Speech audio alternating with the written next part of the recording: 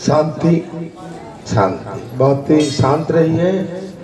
आपकी करुणा जो है अंदर मैं समझ रहा हूँ, निश्चित बाबा की आप पर कृपा बनी रहे। और जो करुणा में आपके जो अश्रु बह रहे हैं जो आपके व्यर्थ नहीं जाएंगे, आपके लिए कल्याणकारी हो। मैं तो माँ का स्वरूप आपके अंदर देख रहा हूँ भगवती। ये संसार में ये तो सब आता जाता रहता है, अब संसार की यही तो माया है। और इस माया को हम आपको किसी न किसी तरह से इस माया से निवृत्त होना है। और पंचों का माध्यम, पंचों का आदेश भी हमको मानना होता है। अगर हम सभा में पंचों का मान सम्मान नहीं रखेंगे तो कल ये पंच भी हमारी बात पर कहाँ विश्वास करेंगे। इसलिए ये पंचों का जो मान रखा है, हालांकि मैंने अभी आपने देखा कि मैंने अभी ऐसे लेके मैंने उस संकल्प को जहां छोड़ा है, मैं अपना संकल्प जहां छोड़ रहा हूं। ये जब तक सुरक्षित है, अगर कोई आगे पीड़ा आई तो जहां से संकल्प में उठा के फिर ले आऊंगा, ठीक है। तब तक के लिए वो एक माता भी आई थी, आप भी आई। आपकी भावना में कदर कर रहा हूं। मेरी कई माताओं के आंखों में आंसू भी देख रहे हैं। मेरा भाई कथा कहते कहते आंसू भर पड़े। मैं आपका सम्मान करता हूं। मैं आपकी करुणा, आपके दर्द, आपके इसी अमृत में जो प्रेम है उसमें ही तो बधा हुआ। मैं इसके लिए और भी पीड़ा उठाऊंगा, लेकिन आपके साथ मैं बिल्कुल वैसे ही चलूंगा जैसे चलता रहता है, वैसे ही चलूंगा। ठीक है, मैं पीड़ा से नहीं डरता हूं। मैं जो व्यर्थ के बाण चलते हैं उनसे मुझे थोड़ा सा कहीं ना कहीं परहेज होता है। इसलिए परमात्मा ने जो तुमको मौका दिया है उसका लाभ लो। तुम अपना भी कल्याण करो, अपने परिवार का भी, अपने समाज का भी, अपने क्षेत्र का भी, अपने राष्ट्र का भी कल्याण। मैं तुम्हारे कदम से कदम मिला के खड़ा हूं। मुझे जो कहोगे मैं करने को तैयार हूं। आप समझ सकते इस माता के भाव। ये है, भले ही मैंने जन्म इसकी कुख से नहीं लिया, लेकिन एक बेटे की पीड़ा क्या होती है एक मां जान सकती है। आप समझ मेरी बात। मैंने आपको आज भावुक कर दिया है और आपका जो मैं देख रहा हूं उसके लिए मुझे क्षमा करें। लेकिन बात कुछ मुझे पे ऐसी मने प्रेरणा मिली। मैं तो बढ़िया था, तुम्हारे कल ही मिला हूं शाम को, कोई ऐसी बात भी नहीं थी, लेकिन बात आ गई तो बात तो मुझे बताना पड़ेगी, कहना भी पड़ेगा। कल्याण हो आप बैठे बैठे, अब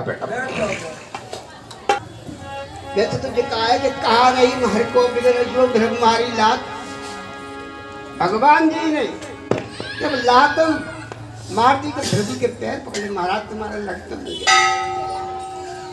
ऐसा ही निर्णय लेना पड़ता है। माहौल थोड़ा सा विचित्र हो गया था।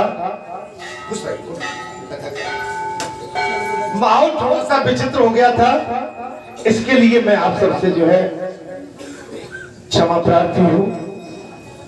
निश्चित उसमें हम कुछ थोड़ी सी कथा में भी अवरुद्ध आया, लेकिन कथा निरंतर चलती रहना चाहिए।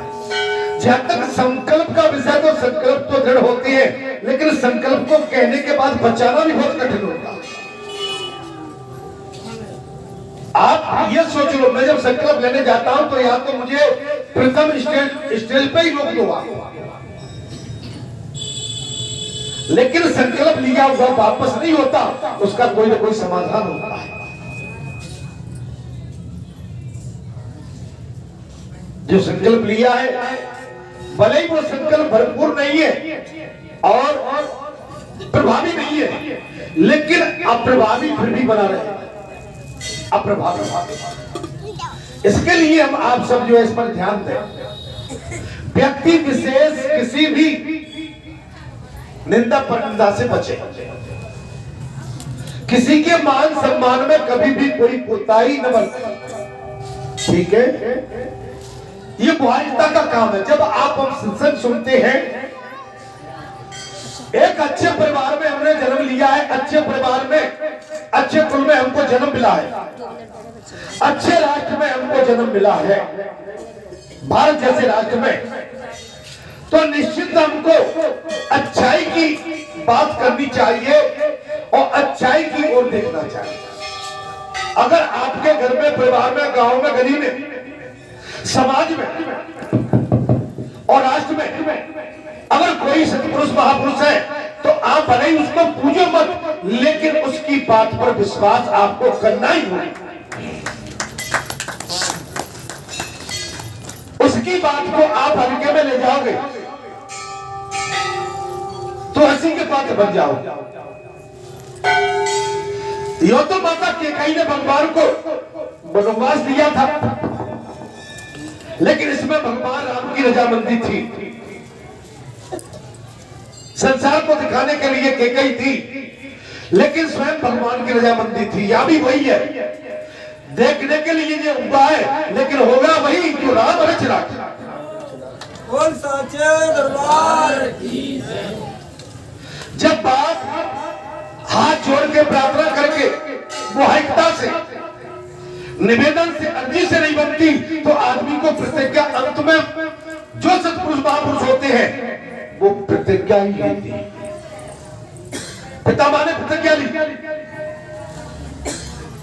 संतों ने प्रतिज्ञा ली है, भक्तों ने ली है, और उनकी प्रतिज्ञा कभी असफल नहीं गई है। उसका कोई ना कोई कारण होता है। बिना विचारे जो करे सो पाछे पछताए, काम बिगाड़े अपना जग में होते जाए, जग में होते जाए चित्त में चैन न पावे। पहले वो समाज, वो परिजन, वो परिवार सोच ले कि हम किसी महापुरुष, सत्पुरुष, देवात्मा के साथ में हमारा गुहार कैसा होना चाहिए। मैंने बात मानी, मैं आपका भाई हूं, मैंने मानी, लेकिन क्या आप भाई को इतना इतना इतना प्रताड़ित कर दोगे कि भाई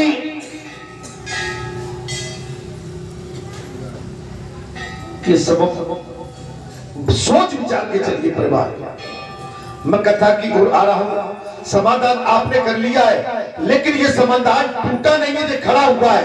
आपने कभी नासूर, कभी बीज फिर डाला तो ये खड़ा फिर हो जाएगा। मैं ठीक बोल रहा हूं कि नहीं बोल रहा हूं? सावधान हो जाएंगे तो अगर आप अपने दादाजी को अपने घर में रखना चाहते हो तो निर्णय आपके हाथ में। आप अपने भाई को अपने साथ मिला के चलना चाहते हो तो निर्णय आपके हाथ में। ठीक है भाई, मैं एक जने की बात नहीं कर रहा हूं, दोनों तरफ की बात कर रहा हूं। मैं कथा की ओर आता हूं। जो क्षेत्र की महिमा को नहीं जानता है और जिसमें श्रद्धा का सर्वथा अभाव है, जो क्षेत्र की महिमा को नहीं जानता और जिसमें श्रद्धा विश्वास का अभाव हो, अपने समाज का, अपने मित्र का, अपने सगे संबंधियों का जो श्रद्धा और उसकी आस्था को नहीं समझे, श्रद्धा का अभाव है, वो भी यदि समय अनुसार काशी में प्रवेश कर गया तो निष्पाप हो जाता है। ऐसे जीव भी तर जाते हैं। बालाजी धाम में सभी तरह का जीव आता है। मैं किसी को दोष नहीं लगा रहा हूं, लेकिन यह सभी करते हैं। कभी अपशब्द बोलने वाले भी आते हैं, कभी भगवान का भजन करने वाले भी आते हैं, कभी निंदनी भी आते हैं, तो कुछ पात्र भी आते हैं, कुपात्र भी आते हैं। मैं कुपात्र नहीं कहूंगा, पात्र आते हैं, लेकिन जो उसका विरोधाभास है वैसे भी आते हैं। और भगवान सभी को गले लगा रहे हैं। भगवान के लिए सभी विशेष है,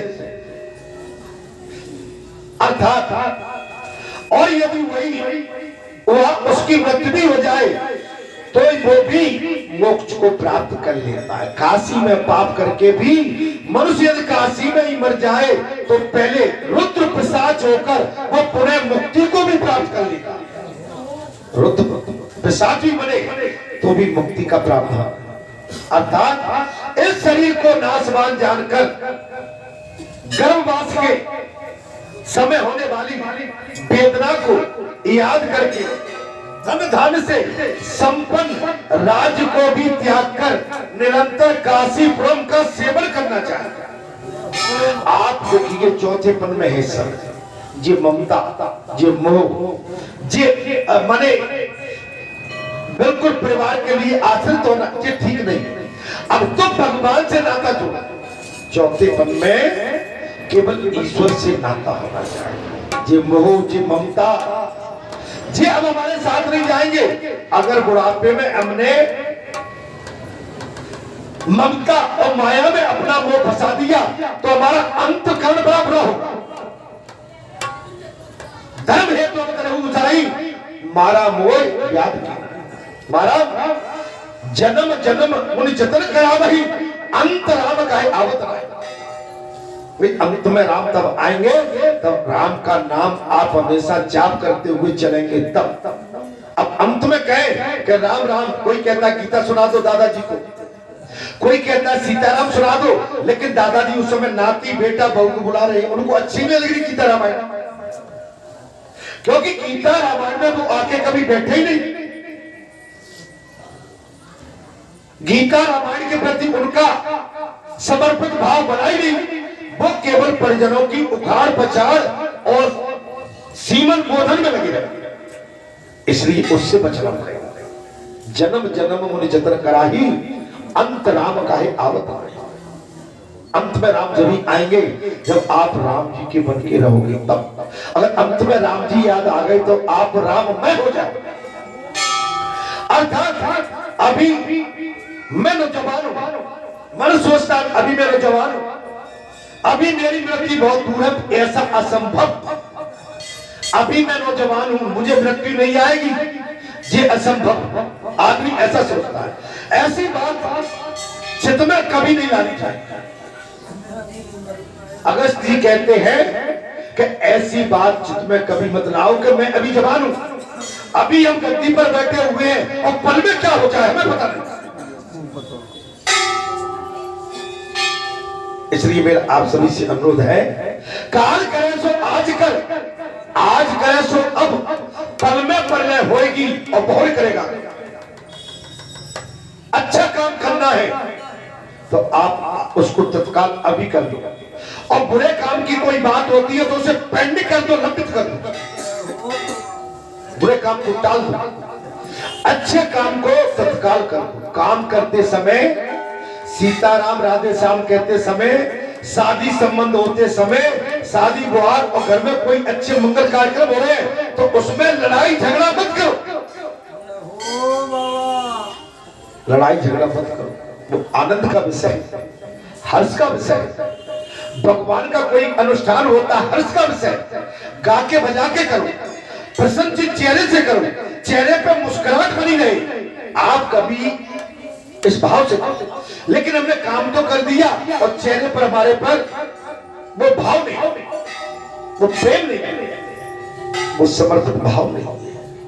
ये माने भगवान इस बात को देख रहे हैं। आप में क्षमता है तो करो और नहीं है तो आराम से। शादी ब्याह में, शादी ब्याह बार बार नहीं होती, इसमें किसी भी तरह का ये कलह कलिश अच्छी नहीं रहती है, उसको प्रसन्नता से करो।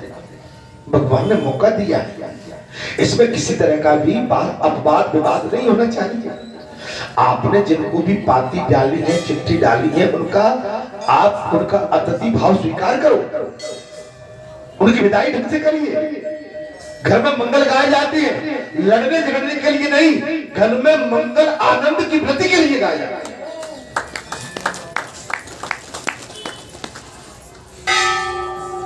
इनसे बचिए, हमारा इसमें यही है। ऐसी बात चित्त में कभी नहीं लाना चाहिए कि अभी मैं मरूंगा नहीं, अभी मैं जवान हूं।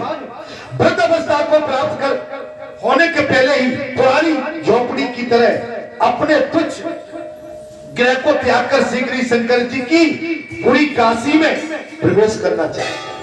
और अंतिम समय में भगवान शंकर का, ईश्वर का, परमात्मा का भजन करते करते भगवान काशी की नगरी में प्रवेश करना चाहिए। तब बाबा महादेव कहते, विष्णु सूर्यवंश के महातेजस्वी परम धार्मिक राजा भागीरथ अपने पितामह का उद्धार करने की इच्छा से तपस्या के लिए पर्वत श्रेष्ठ पर हिमावत चले गए।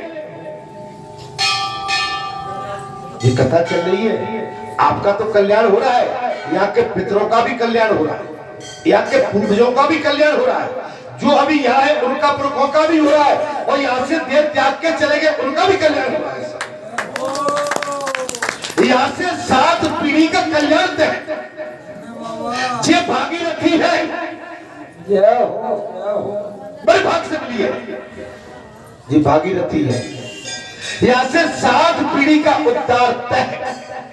ये कथा केवल आप नहीं सुन रहे, इस क्षेत्र के सारे पूर्व सुन रहे हैं, सारी संतानें जो चली गई हैं आपकी, वो सभी सुन रहे हैं। वो पितृलोक में बैठे हुए हर्षित हो रहे हैं और कथा सुन के, और हम कथा सुनने के बाद यह विवाद कर रहे हैं।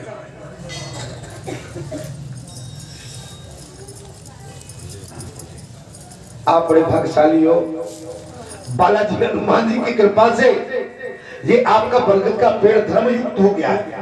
इसकी टोनी, इसकी शाखाएं, इसकी लताएं इतनी विशाल हो गई है कि इसकी जड़ दिनों दिन और मजबूत होती चली जा रही है। मेरा आप सभी से विनती है कि केवल यही के नहीं, आप लोग जितने भी बाहर से आए हुए मेरे संत महात्मा भक्त जन समूह जो भी आया है, आपके भी पितर खुश हो रहे होंगे कि हमारी भी संतानें बालाजी धाम ग्राम मरेठा में जाके कथा सुनती है, वो आपको ऊपर से देखकर हर्षित हो रहे हैं।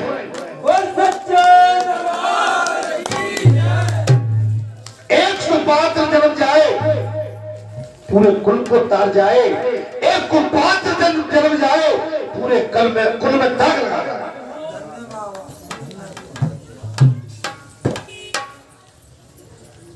आपके भी पुरखा प्रसन्न बुरे भैया, आपके पुरखा भी यहाँ खुश हो रहे हैं, मैं गारंटी देता हूँ। मेरा वचन कभी मिथ्या नहीं हो सकता। यहाँ जो भी बैठे आपके पूर्वज पुरखा जो आपको छोड़ के चले गए हैं, इस संसार से विदा लेके वो भी खुश होते होंगे कि मेरे अंश मेरी संतान आज भगवान भगवत कथा सुन रही है। मेरे लिए इससे भाग्य की बात और क्या हो सकती है। वो भी बतलाते होंगे, देख मेरा नाती बैठा है, तो मेरी बहू बैठी है, देख मेरी बड़ी बहू बैठी है, वो देख मेरी बड़ी दादी बैठी है, देख मेरा नाती बैठा है। वो कोई कहता होगा मेरा पोता बैठा है, और कोई कह रहा होगा मेरा परपोता बैठ के और व्यासपीठ पर कथा सुना है।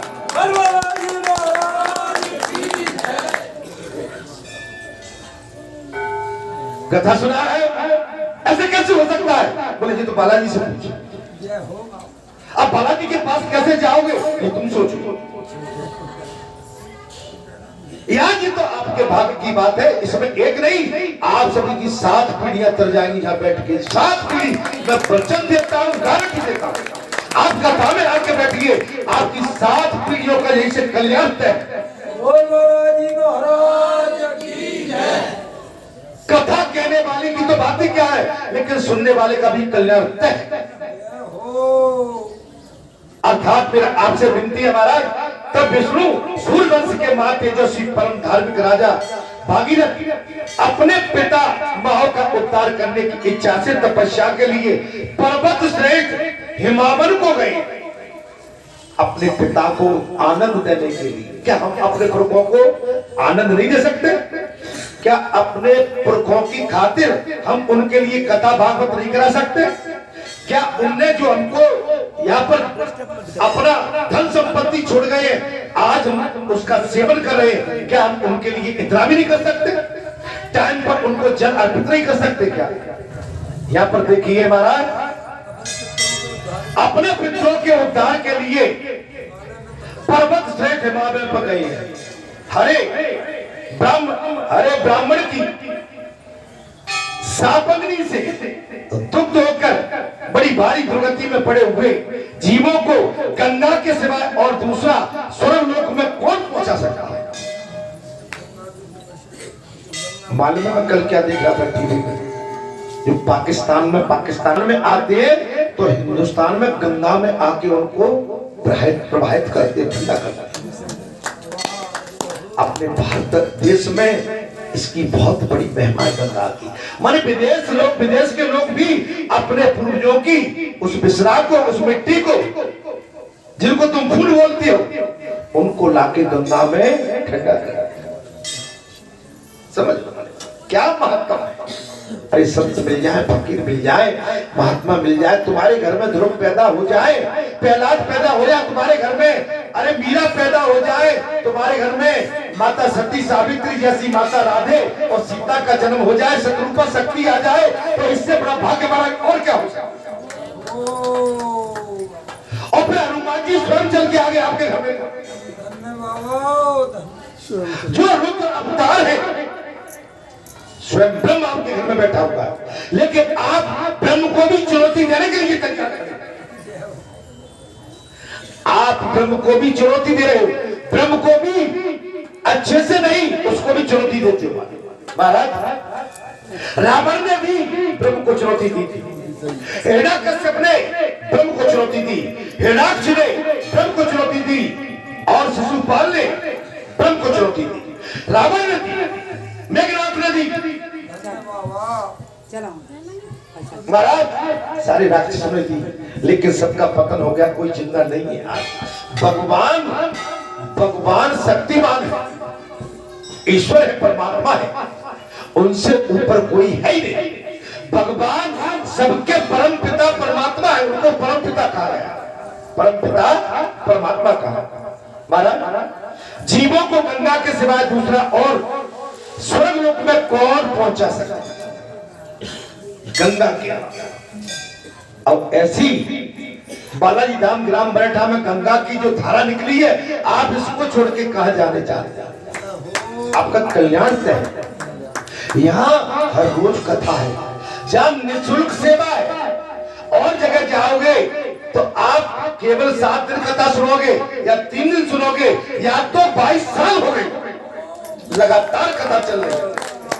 आज मेरी माता ने प्रातः काल अगले शनिवार से, पिछले शनिवार से ही यहाँ पर माता भगवती विष्णु मंदिर में, विष्णु मैया के मंदिर में सुंदर कांड प्रारंभ हो गया है। अब आगे यहाँ पर सत्संग भी प्रारंभ हो गया है, इसलिए मेरी आप सभी से विनती है कि ध्यान करिए, आप शनिवार को भी आने का थोड़ा सा टाइम निकालिए।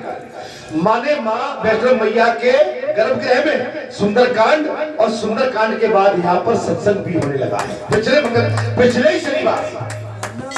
उसके लिए आज प्रातः काल में माँ ये रामचरितमानस मुझे दे गई है कि अगले शनिवार से जो आने वाला 2 दिन बाद रामचरितमानस के आधार पर यहाँ पर सत्संग चलेगा। इसलिए भगवान ने ये दे दिया मुझे माता के माध्यम से कि इस समय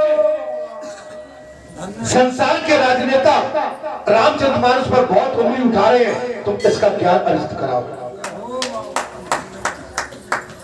आप समझ सकते, घर बैठे अमृत, और ऐसे अमृत को छोड़ के कहां जाए? बात विवाद को छोड़ो, भगवान से नाता जोड़ो, क्योंकि वो शुद्ध विद्या रूपा इच्छा। महाराज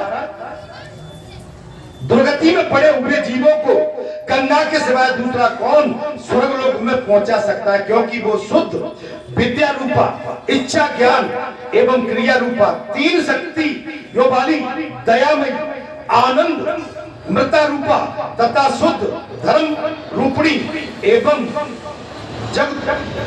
जगदात्री पार ब्रह्म परमेश्वरी गंगा को मैं अखिल विश्व की रक्षा करने के लिए लीला पूर्वक अपने मस्तक पर धारण करूंगा। भगवान शंकर ने कहा अपने मस्तक पर धारण करूंगा। हे विष्णु, जब भागीरथ तपस्या करके गंगा जी को लाएंगे तब कल्याणकारी, बेगनहारिणी, पाप को हरण करने वाली शक्ति स्वरूपा विश्व रूप धारी भगवती गंगा को मैं अपने सर पर धारण करूंगा। भोलेनाथ ने कह दी। इस समय माघ महीना चल रहा है, शुक्ल पक्ष नहीं, क्षमा करेंगे, अभी कृष्ण पक्ष, फागुन चल रहा है, क्षमा करेंगे। माघ निकल गया, फागुन लग गए हैं, भाग लग रहे हैं जी। द्वितीया ध्वज है, ध्वज द्वितीय बोले ध्वज, ठीक है। और फागुन लगी गया है, 18 तारीख को महाशिवरात्रि का महापर्व है, उस दिन शनिवार भी है। और 17 तारीख को यहाँ सीताराम की धुन भी महादेव बाबा वैष्णो मैया बैठे बालाजी। 17 तारीख शुक्रवार को प्रातः 8:30-9 बजे सीताराम की धुन बैठ जाएगी और वो प्रातः काल तक चलेगी। शनिवार के प्रातः काल रथ जगह भी हो जाएगा और प्रातः काल 8 बजे से सुंदरकांड होगा और सुंदरकांड के बाद हवन होगा, क्योंकि उस दिन महाशिवरात्रि का महापर्व है। और प्रसादी का वितरण भी है और थोड़ा सा यहाँ सत्संग का ज्ञान अर्जित भी किया जाएगा। ठीक है, आप सभी के ध्यान में ये बात रहे। मस्तक पर धारण करता हूं, हे विष्णु, जो गंगा जी का सेवन करता है उसने सब तीर्थों में स्नान कर लिया, ये मान ले। जो गंगा जी का सेवन करता है उसने सारे तीर्थों का सेवन कर लिया, सब यज्ञों की दीक्षा ले ली और संपूर्ण व्रतों का अनुष्ठान पूरा कर लिया। कलयुग में कलुषित चित्त वाले, पराये धन का लोभ रखने वाले तथा विधिहीन कर्म करने वाले मनुष्य के लिए गंगा जी के बिना दूसरा कोई गति नहीं। ये भगवान शंकर ने कहा, विष्णु भगवान। किसने कहा? भगवान शंकर ने विष्णु भगवान से साफ कह दिया, अगर गंगा जी ही तारने वाली है कलयुग में, कलयुग केवल नाम आधारा सुमेरे सुमेरे न पुत्र है पाप। गंगा जी के बिना दूसरी कोई गति नहीं। जो दूर रहकर भी गंगा जी के मातम को जानता है, भले ही गंगा जी से दूर है, लेकिन गंगा जी के मातम को जानता है और भगवान गोविंद में भक्ति रखता है। भगवान शंकर ने कहा, हे विष्णु, जो भगवान गोविंद में भक्ति रखता है वो आरोग्य तो भी गंगा उस पर प्रसन्न होती, आरोग्य भी हो रोग भी हो तो भी गंगा जी उस पर प्रसन्न। अज्ञान, राग और लोभ आदि से मोहित चित्त वाले पुरुष को धर्म और गंगा में विशेष श्रद्धा नहीं होती। अज्ञान, लोभ रखने वाले और मोहित चित्त, संसार के प्रति मोहित होने वाले पुरुष की धर्म और गंगा में विशेष श्रद्धा नहीं होती। गंगा के गर्भ में मेरा तेज स्वरूप अग्नि है। भगवान शंकर ने कहा, गंगा के गर्भ में मेरा तेज स्वरूप अग्नि है। मैं अग्नि के रूप में गंगा जी की धारा में, मैंने गंगा जी में मैं स्वयं विराजमान, मैं स्वयं स्थिर हूं और मेरी अग्नि है उसमें। वो मेरे वीर सुरक्षित है,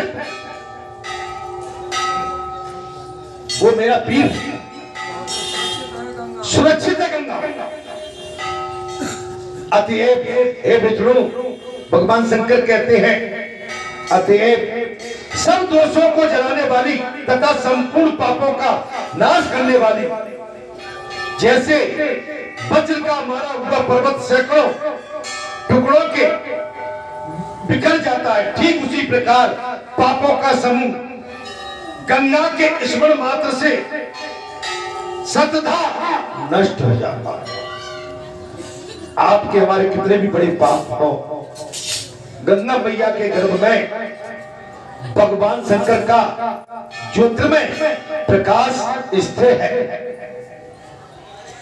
वो पाप जीव के पापों को गंगा के स्नान मात्र से नष्ट कर देता है।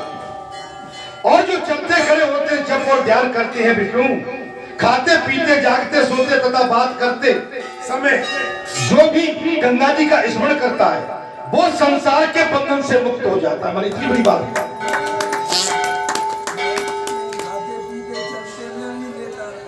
खाते पीते चलते सोते उठते बैठते गंगा गंगा पुकारता है, उसके भी पाप नष्ट हो जाते हैं। जो पितरों के उद्देश्य से भक्ति पूर्वक गुड़ घी और तिल के साथ मधु युक्त खीर गंगा में डालते हैं, उसके पितर 100 वर्ष तक तृप्त बने रहे। उनके पुरखा